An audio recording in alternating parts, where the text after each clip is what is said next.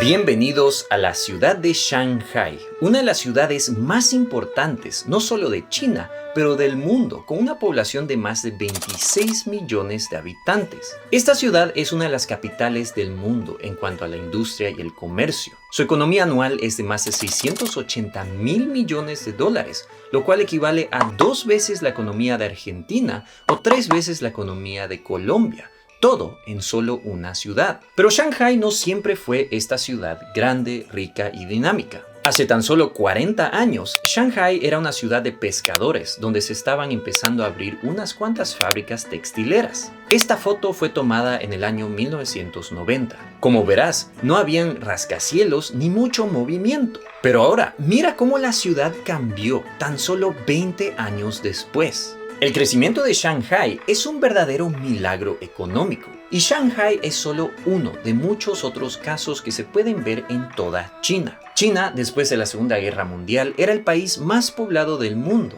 pero también uno de los más pobres de todo Asia. Era un país comunista y totalitario con una población altamente desnutrida. Pero algo pasó en la década de los años 1970 que revolucionó a este país y lo llevó a ser de los más pobres de Asia a ser el más rico y poderoso de Asia y del mundo.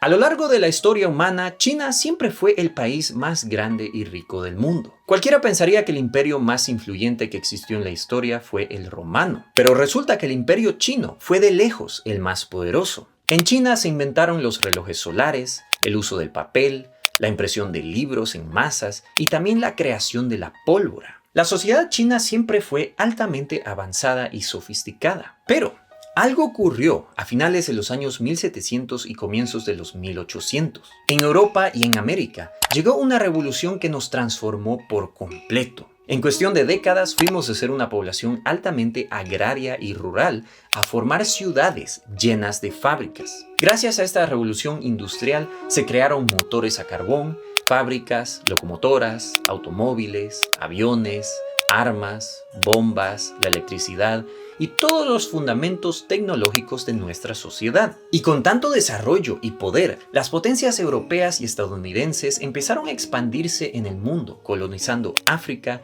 América, Australia y Asia. Y mientras todo esto sucedía, los chinos se estaban quedando atrás. En estas épocas, los emperadores chinos preferían cerrar sus fronteras y enfocarse en lo que pasaba en su propio país, en vez de comercializar con otros y entrar en guerras. Este fue probablemente uno de los errores más grandes en toda la historia de la civilización china. Llegando a los años 1900, China fue de ser el país más poderoso del mundo a ser uno atrasado, rural y viviendo en su gloria de los siglos pasados.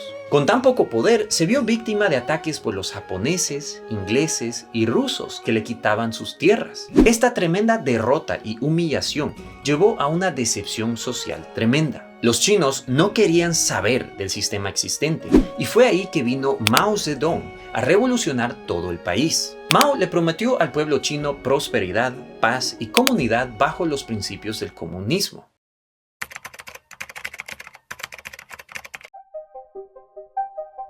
Al terminar la Segunda Guerra Mundial, el mundo se había dividido entre dos bandos completamente opuestos, los que seguían el sistema capitalista y los que seguían el sistema comunista. Los países capitalistas creían que el mercado debería ser libre de influencias gubernamentales, que la propiedad privada debería ser un derecho para todos que la pueden comprar, que los precios deberían ser determinados por la oferta y la demanda, y que se puedan crear empresas que tienen el único propósito de generar ganancias para sus accionistas. Mientras que al otro lado de la moneda estaban los comunistas. Los países comunistas no creían en la libre empresa, la propiedad privada y que el mercado decida la trayectoria humana. No, ellos creían que el gobierno debería ser dueño de absolutamente todo y organizar todo en la economía de manera egalitaria. Y al terminar la Segunda Guerra Mundial, a pesar de tanta destrucción, los países europeos y americanos surgieron con mucho éxito y prosperidad gracias al capitalismo. Las industrias se recuperaron,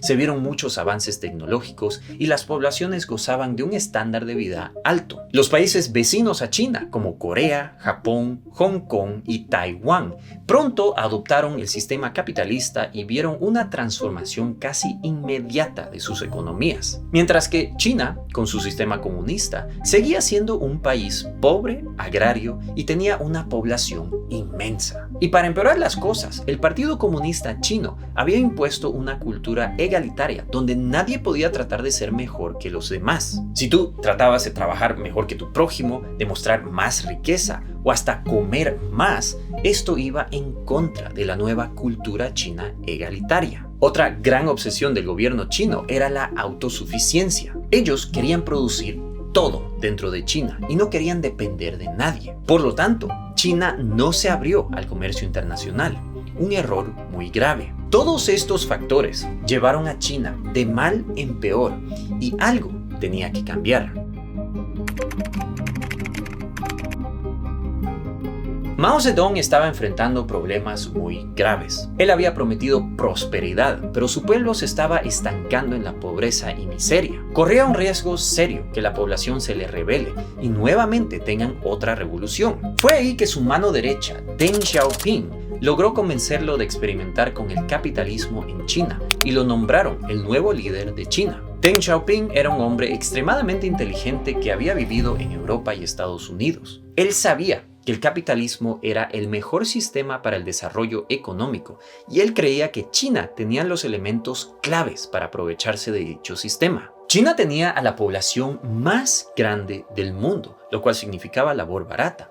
También tenían muchísimos recursos naturales y también el orden y disciplina para poder planificar una economía. Fue ahí que decidieron abrir lugares estratégicos y experimentar con el capitalismo. El gobierno eligió a ciertos puertos y ciudades en las costas donde se permitía la importación y exportación de bienes, la propiedad privada, la apertura de empresas y la contratación libre de labor. Estas zonas eran conocidas como las zonas económicas especiales. Al mismo tiempo, China también había decidido abrirse al mundo. Por primera vez en décadas, los líderes de China y Estados Unidos se reunieron y empezaron una relación entre los países. Y fue así que empezó el experimento chino con el capitalismo. La ciudad que estrenó este experimento se llamaba Shenzhen, una ciudad pobre justo cruzando la frontera de Hong Kong. Este era un pueblo pobre de pescadores y granjeros con menos de 10,000 habitantes. Esta fue una de las primeras zonas económicas especiales donde los negocios y los inversionistas extranjeros podían gozar del capitalismo. En teoría, todo sonaba interesante, pero tanto los políticos como los inversionistas extranjeros lo veían todo con mucho escepticismo. No obstante, lo que pasó en Shenzhen es probablemente una de las cosas más locas que ha pasado en la historia humana. El pueblo mísero de Shenzhen fue de ser un pueblo de pescadores a ser uno de los motores de toda la economía de China, con una población mayor a los 15 millones de habitantes. Nunca en la historia se había visto un crecimiento económico a esta velocidad como en Shenzhen. Fue un verdadero milagro económico. Pero esto no solo pasó en Shenzhen, exactamente lo mismo pasó en Shanghai, Guangzhou, Tianjin y muchas otras ciudades. Este fue un fenómeno que nadie se lo esperaba, ni los propios políticos chinos y su líder, Deng Xiaoping. Miles de empresas se abrieron en estas ciudades donde empleaban a toda esa mano de obra barata para producir juguetes, ropa, zapatos y muebles. Casi todos estos productos eran de mala calidad, pero poco a poco esa calidad se fue mejorando. Y con tanto dinero entrándole a estas ciudades, estas vieron un boom nunca antes visto, y es por eso que se le llama a este crecimiento el milagro económico chino. Las poblaciones rurales de China emigraban en masas a estas ciudades capitalistas para mejorar su estándar de vida. Las personas podían consumir como nunca antes y los empresarios estaban creando riquezas nunca antes vistas en la historia del mundo. ¿Se acuerdan que les dije que China se había perdido toda esa revolución industrial que vio Europa y América en los años 1800? Pues este fue el momento que China alcanzó a muchos países y hasta llegó a sobrepasarlos. Desde ese entonces, China fue de los países más pobres de Asia a ser el país más importante de Asia y el contendiente que pretende quitarle el puesto de superpotencia a los Estados Unidos. There are no jobs. Because China has our jobs. China. China. China. China. China. China. China. China. China. China. You go over to China. China. China. China. China. China. China. China. China. China. China. China. China. China. China. Una combinación de la globalización, el comercio internacional y el desarrollo tecnológico combinado con la labor barata que ofrecía China y el capitalismo en estas zonas económicas especiales hizo que China se vuelva la fábrica del mundo. Mira alrededor tuyo. El 90% de los productos que consumes se producen en China. Desde ropa hasta electrodomésticos, computadoras, muebles, juguetes y hoy en día cosas más primordiales como medicinas y equipos médicos. Antes que China se vuelva la fábrica del mundo, todos estos productos se producían en países como Estados Unidos, Italia, Inglaterra, España, Brasil, Argentina y muchos más. Pero a lo que las empresas se dieron cuenta de lo fácil y barato que es producir estas cosas en China, en cuestión de décadas, casi toda la producción desvaneció de estos países y las fábricas se cerraron en masas. Esto fue algo que dejó a muchos empleados europeos y estadounidenses furiosos y desempleados. Parecería que la clase media de estos países fue la más afectada, ya que ellos decían que China se robó sus trabajos. Pero, ¿es verdad todo esto? Para responder esa pregunta vamos a dirigirnos al siguiente gráfico. Este gráfico es extremadamente revelador porque nos demuestra cómo han crecido los salarios y riqueza en todo el mundo. En la parte de abajo, ustedes van a poder ver los distintos porcentajes de la población mundial dependiendo cuánto ganan. Es decir, aquí tenemos al 10% que gana menos en la población mundial, seguido por el 20, 30 hasta llegar al top 90%, es decir, la gente que gana más en este mundo. Mientras que aquí a la izquierda vamos a poder ver cuánto han subido los salarios de estas personas desde el año 1985. ¿Por qué 1985? Porque fue justo en ese año que la transición a producir todo en China empezó. Entonces, empecemos a ver cómo han subido los salarios, empezando con los que menos ganan. Esta es la gente más pobre del mundo y vieron sus salarios crecer con un 75%,